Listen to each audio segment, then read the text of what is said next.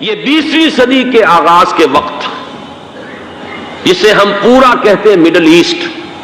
بلکہ صرف middle asset نہیں، پورا شمالی افریقہ سلطنت عثمانیہ کا حصہ تھا، خلافت عثمانیہ۔ لیبیا، الجزائر، مصر، پورا حجاز، یمن، پورا عراق، شام، اور یہ شام ہی کے حصے ہیں در حقیقت، اردن اور لبنان، یہ سب، یہ شام عرب، عراق عرب، یہ پورا علاقہ خلافت عثمانیہ یہ اس کا حصہ تھا۔ پہلی جنگ عظیم میں انگریزوں نے عربوں کو بغاوت پر آمادہ کیا، غداری پر آمادہ کیا، انہوں نے خلافت عثمانیہ کے خلاف بغاوت کی، بیج بوئے ان کے دلوں کے اندر نفرت کے،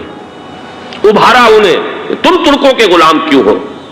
تمہیں خود حاکم ہونا چاہیے، تم کھڑے ہو جاؤ، ہم مدد کریں گے، تم بغاوت کرو، تم ان ترکوں کے خلاف ہماری مدد کرو، ہم تمہیں آزاد کر دیں گے، تم اپنے پاؤں پر خود کھڑے ہو جانا۔ یہ بہت ہی ہمارے لیے دردناک المیہ ہے اس پہلی جنگ عظیم کا۔ کرنل لارنس جیسا شخص، برطانوی استعمار، اور اس کے نتیجے میں عربوں نے بغاوت کی۔ اور اس قدر دردناک بات آپ کو بتا رہا ہوں، میں پہلی مرتبہ جب سن 62 میں حج کے لیے گیا مدینہ منورہ میں، ابھی وہ ریل کے انجن کھڑے ہوئے تھے۔ یہ ترکی کے زمانے میں، سلطنت عثمانیہ کے زمانے میں بغداد سے مدینے تک ریلوے لائن تھی۔ یہ پورا ایک عالم سلطنت عثمانیہ، صرف سلطنت نہیں، خلافت عثمانیہ، پوری پوری ٹرینیں جو ہے ترکوں کی اڑائی گئی، ہزاروں ترکوں کو شہید کیا گیا، یہاں تک کہ صحن حرم میں شہید کیے گئے سینکڑوں ترک۔ یہ جرم تھوڑے نہیں ہے، معمولی نہیں ہے۔ آج جس کی سزا مل رہی ہے، معلوم ہونا چاہیے کہ وہ جرائم کون کون سے تھے۔ اب بھی جو لوگ گئے ہیں انہوں نے دیکھا ہوگا، ترکی کا قلعہ موجود ہے اوپر پہاڑی کے اوپر، حرم کا جو سب سے بڑا دروازہ ہے باب ملک عبدالعزیز، اس کے سامنے ایک لائبریری ہوتی تھی، اب تو غالباً وہ بھی گرا دی گئی ہے، اس کے پیچھے پہاڑی پر ترکوں کا قلعہ ہے پرانا، اس پر توپیں موجود تھیں۔ جب بغاوت ہوئی ہے، جو حرم میں آئے ہوئے تھے ترک فوجی، ظاہر بات ہے نہتے، وہ تو نماز پڑھنے آئے ہوئے تھے، ان کو وہاں ذبح کیا گیا ہے، اور ترکوں نے اپنی توپیں استعمال نہیں کی کہ کہیں بیت اللہ کو کوئی اذن نہ پہنچ جائے۔ بہرحال یہ غداری ہوئی ہے پہلی جنگ عظیم کے دوران، اور نہ صرف ترکوں پہ عربوں نے کی ہے۔ جیسا کہ میں نے کہا تھا، دو ہیں سب سے بڑے مجرم روئے ارضی کے اوپر امت مسلمہ کے طبقات۔ ہمارا پنجابی سپاہی بھی جا کر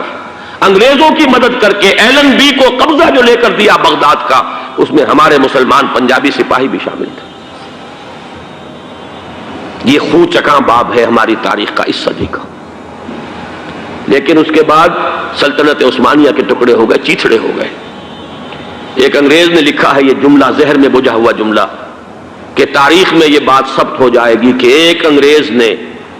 اس سلطنت کے ٹکڑے کر دیے کہ جو عمر فاروق نے قائم کی تھی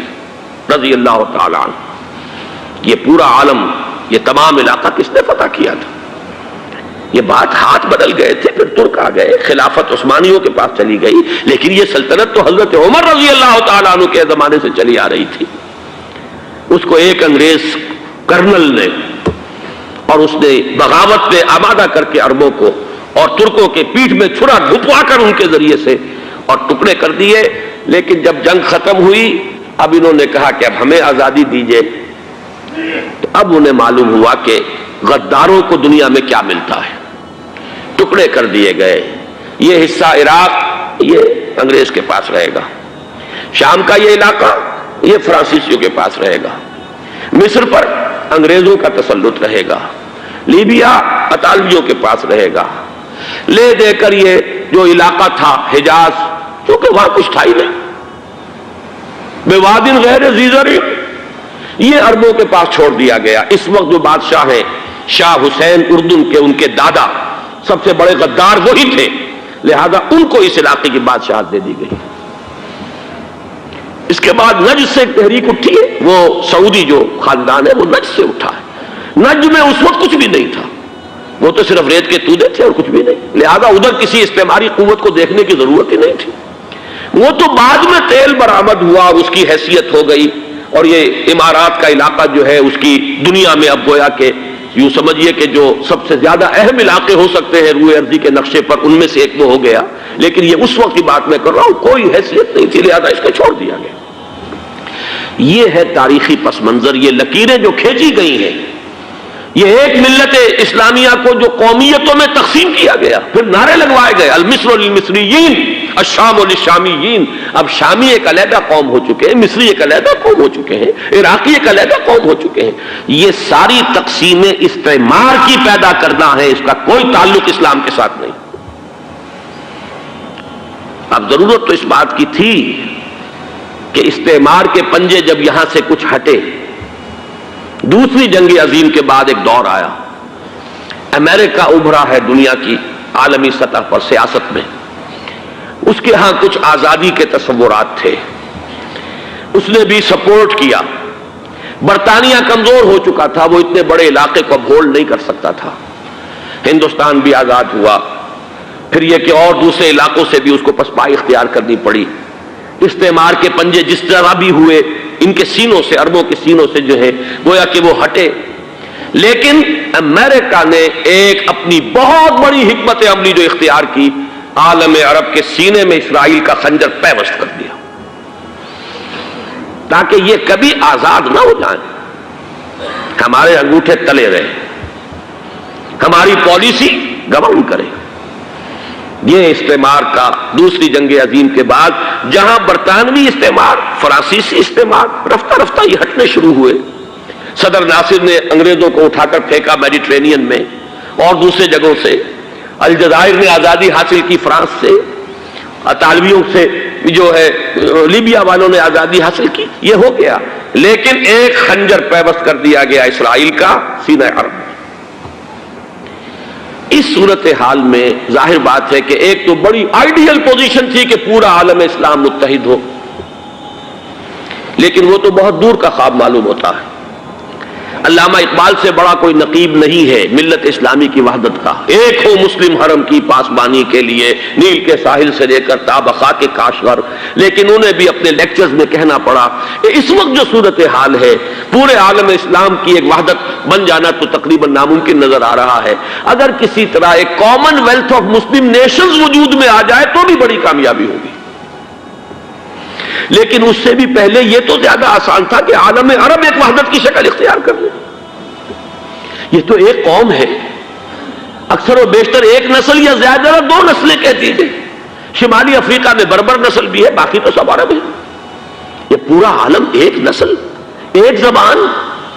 پورے اتنے رقبے کے اوپر بولے جانے والی ایک زبان، یہ تو ایک ہو جائے۔ افسوس یہ ہے کہ اس کا ایک ہو جانا، ایک شخصیت ابھری تھی جو مذہبی مزاج کی شخصیت تھی، جو دینی مزاج کی حامل شخصیت تھی، اگر اس کی قیادت میں عالم عرب متحد ہو جاتا تو واقعتاً ایک بہت بڑا جو ہے مرحلہ وہ طے ہو جاتا پوری عالمی ملت اسلامیہ کی ایک وحدت اختیار کرنے کا۔ وہ شخصیت تھی شاہ فیصل شہید کی، اور اس لفظ کے ساتھ ہی آپ کے ذہن میں آ گیا ہوگا کیوں انہیں شہید کر دیا گیا، کس نے کیا کرایا، کہاں سے تعلیم حاصل کر کے آیا تھا وہ جس نے شہید کیا شاہ فیصل شہید کو، اس کی گردن پر کون سوار تھی، وہ یہودی لڑکی کے جس کے فوٹو بھی شائع ہوئے، ایک گردن پر اٹھائے کھڑا ہوا شہزادہ اپنی ایک یہودی دوست کو، لڑکی کو، اور وہی ہے کہ جس نے جا کر پستول سے شہید کیا ہے۔ اچھی طرح جان لیجئے، جیسے بارہا میں نے عرض کیا ہے کہ حضرت عمر کو شہید کرنے والا کہنے کو ابو لولو فیروز تھا، لیکن اس کے پیچھے پورا ایرانی نسل پرستی کا جو پورا پس منظر ہے، اسے تو ہر شخص جس کی ذرا بھی نگاہ جو ہے جو صرف منظر کو نہ دیکھ رہی ہو، پس منظر کو بھی دیکھنے والی ہو، وہ تو جان لے گی کہ ابو لولو فیروز ایک فرد کا نام نہیں تھا، وہ ایران کا انتقام تھا عالم عرب سے۔ بالکل اسی طریقے سے یہ امریکی استعمار کا ہتھ کنڈا تھا، اسے محسوس ہوا۔ شاہ فیصل مذہبی مزاج کا شخص یہ ابھر رہا ہے، اور یہ شاہ فیصل کی حکمت عملی کا ذرا آپ اندازہ کیجئے۔ لاہور میں سمٹ کانفرنس ہوئی، اس میں وہ آئے، سب سے ٹاورنگ پرسنالٹی پورے اس وقت عالم اسلام کے اندر شاہ فیصل کی تھی، اور وہ گویا کہ ایک بہت ہی جس کو کہا جائے کہ ایک بہت ایلڈرلی، ایک بزرگانہ ایک شخصیت جو ہے، اور انہوں نے اپنے دولت کے دروازے، عرب میں وہ مشہور تھے کہ نہایت خسیس اور بخیل انسان ہے، اس لیے کہ وہاں وہ خرچ کرتے تھے حساب کتاب کے ساتھ، لیکن ان کے خزانے کھلے ہوئے تھے عالم اسلام کے لیے، ادھر بھی مدد ہے، ادھر بھی مدد ہے، ادھر بھی کام ہو رہا ہے، ادھر بھی کام ہو رہا ہے۔ پھر انہوں نے تیل کا ہتھیار استعمال کر کے ایک دفعہ امریکہ کو دن میں تارے دکھا دیے تھے،